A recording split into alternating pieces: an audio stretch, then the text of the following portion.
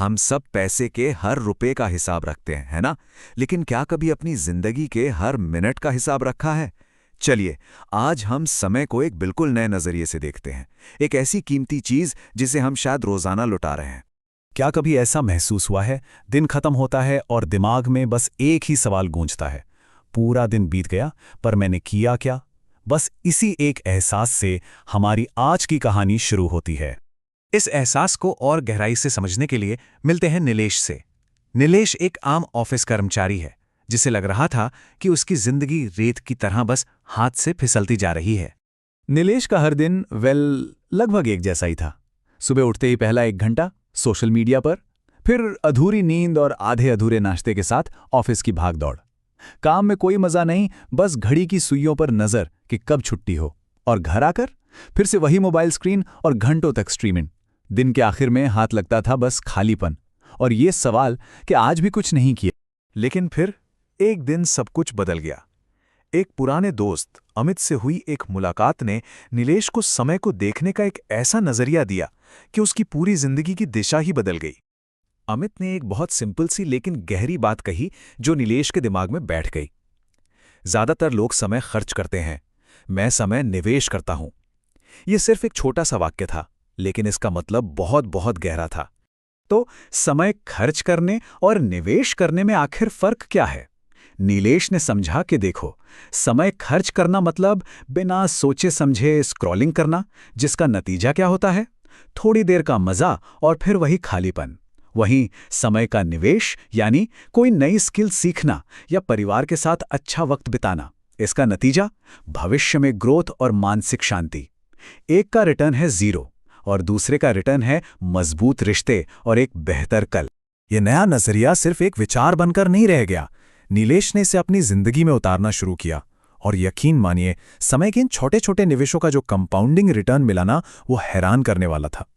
नीलेश ने बहुत छोटे छोटे कदम उठाए। उसने कोई भी काम करने से पहले खुद से पूछना शुरू किया, ये 1 घंटा मुझे भविष्य में क्या रिटर्न देगा? सुबह उठकर फोन को साइड में रख दिया। रोज बस 10 मिनट एक ऐप से अंग्रेजी सीखना शुरू किया और हफ्ते में 2 बार अपने माता पिता से सच में दिल से बात करने लगा।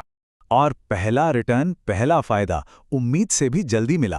रोज 10 मिनट अंग्रेजी सीखने से उसका आत्मविश्वास इतना बढ़ा कि एक प्रेजेंटेशन के बाद उसके बॉस के मुंह से निकले बस 2 शब्द, अच्छा काम है। ये 2 शब्द उसके लिए किसी बड़े बोनस से कम नहीं थे। ये एक छोटी सी तारीफ एक बड़ी जीत थी।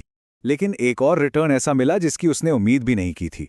परिवार के साथ रिश्ते मजबूत होने से उसे एक अजीब सी मानसिक शांति मिली और उसका चिड़चिड़ापन, उसका गुस्सा भी कम होने लगा। ये भी तो एक तरह का रिटर्न ही था, है ना? पर कहानी में एक ट्विस्ट आया। नीलेश ने जल्द ही सीखा कि जैसे स्टॉक मार्केट में होता है ना, वैसे ही जिंदगी के किसी एक हिस्से में जरूरत से ज्यादा इन्वेस्ट करना भी बहुत बड़ा रिस्क है। काम को लेकर ये जो नया जोश था, इसकी वजह से नीलेश अब ऑफिस में देर तक रुकने लगा था और नतीजा थकान, सेहत नजरअंदाज हो रही थी और परिवार भी पीछे छोड़ रहा था। मतलब वो एक नई तरह के असंतुलन में फंस गया था। इस स्लाइड पर नीलेश का टाइम पोर्टफोलियो देखिए। देखकर ही समझ आता है कि गड़बड़ कहां थी। उसका 70% समय जा रहा था काम में, जबकि परिवार के लिए सिर्फ 10% और अपनी सेहत के लिए तो बस 5%। ये पोर्टफोलियो साफ साफ बता रहा था कि कितना बड़ा असंतुलन आ गया है। इस असंतुलन को देखकर अमित ने उसे अपना अगला सबक सिखाया, लाइफ पोर्टफोलियो डाइवर्सिफिकेशन। मतलब अपने समय को जिंदगी के अलग अलग हिस्सों में बांटना, करियर, सेहत, रिश्ते, खुद का विकास, ताकि एक बैलेंस्ड और खुशहाल जिंदगी बन सके। अब बात करते हैं समय के निवेश के सबसे गहरे रिटर्न की। ये वो रिटर्न है जो हमारे अंदर नहीं बल्कि हमारे और दूसरों के बीच के रिश्तों में मिलता है, और वो रिटर्न है भरोसा। नीलेश को धीरे धीरे एहसास हुआ कि उसका हर टूटा हुआ वादा, मीटिंग में हर बार थोड़ी देर से पहुंचना, ये छोटी छोटी बातें दूसरों की नजरों में उसकी वैल्यू कम कर रही थीं। भरोसा बड़ी बड़ी बातों से नहीं बल्कि लगातार किए गए छोटे छोटे सही कामों से बनता है। ये टेबल इसे बहुत अच्छे से समझाती है। सोचिए, समय पर पहुंचना, इसकी लागत क्या है? बस थोड़ी सी मेहनत, पर इसका लॉन्ग टर्म रिटर्न, लोग आपको एक प्रोफेशनल की तरह देखते हैं। या फिर जो कहा वो करना, इसमें लगता है अनुशासन, लेकिन इसके बदले में मिलती है जिम्मेदारी और सम्मान। और हाँ, व्यस्त होने पर ना कहना।